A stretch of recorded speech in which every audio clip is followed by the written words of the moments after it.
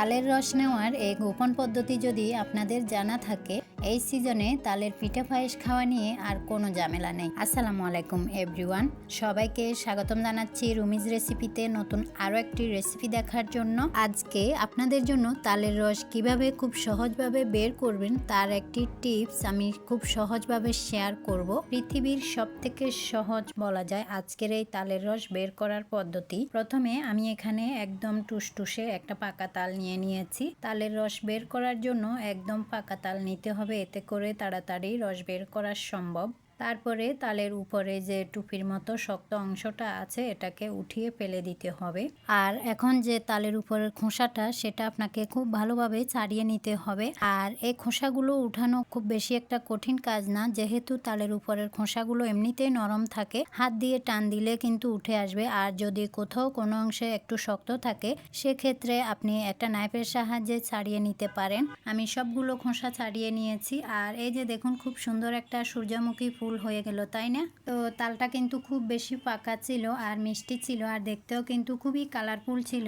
এখন তালটাকে ভাগ করে নিচ্ছি। এই তালটাতে 3টা আঁটি হয়েছে, তো আমি 3টাকে আলাদা করে নিয়েছি। তো তালের নিচে যে শক্ত কালো অংশটা আছে এটাকে উঠিয়ে ফেলে দিতে হবে। আর এই যে আমি একটা আঁটি আলাদা করে নিয়ে নিয়েছি।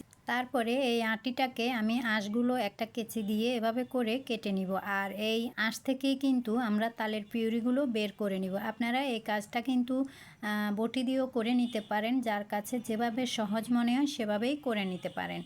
আর ভিউয়ার্স, আমার চ্যানেলে কিন্তু আমি আরও অন্যান্য পদ্ধতিতে তালের রস কীভাবে বের করতে হয় সেগুলো শেয়ার করেছি আপনাদের সাথে, চাইলে দেখে আসতে পারেন। তবে আমার কাছে মনে হয়েছে এই পদ্ধতিটাই সবচাইতে সহজ, সেজন্য এটাও শেয়ার করলাম। আপনাদের কাছে যেভাবে সহজ মনে হয় আপনারা সেভাবেই করে নিতে পারেন।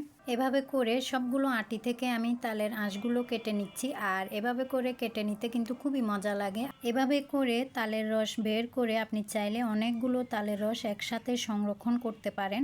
তো এখন এখান থেকে আমরা তালের পিউরিগুলো বের করে নিব। সেই জন্য এখানে 1 কাপ পরিমাণ নর্মাল পানি দিয়ে খুব ভালোভাবে তালের আঁশগুলোকে কষলিয়ে নিচ্ছি। আর এভাবে করে নিলে তালের আঁশগুলো কিছুটা নরম হয়ে আসবে।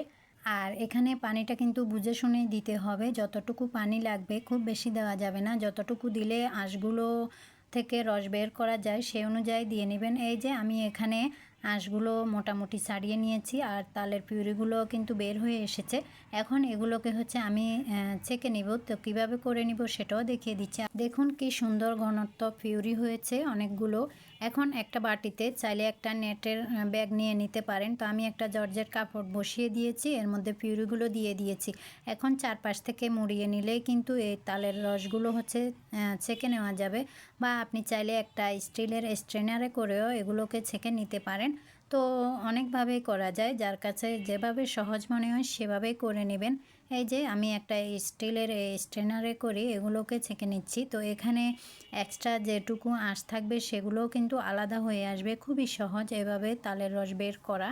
এভাবে করে আপনি তালের পিউরিগুলো নিয়ে সারা বছরের জন্য সংরক্ষণ করতে পারেন আর পিঠা পায়েস সব কিছু তৈরি করতে পারবেন।